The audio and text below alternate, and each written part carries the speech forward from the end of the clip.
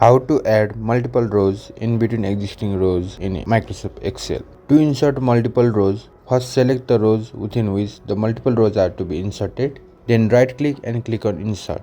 You can also press Ctrl and plus sign to insert rows. If you have to add say 100 rows in between two designated rows, first we will have to select region of 100 rows, then right click and click on insert, which will be cumbersome and time consuming. To quickly add multiple rows in between designated rows, go to name box located left side of formula bar. Enter the starting row cell reference followed by colon and the ending row cell reference in a rectangular form. Enter the cell location up to extreme corners of rectangle to form the selection.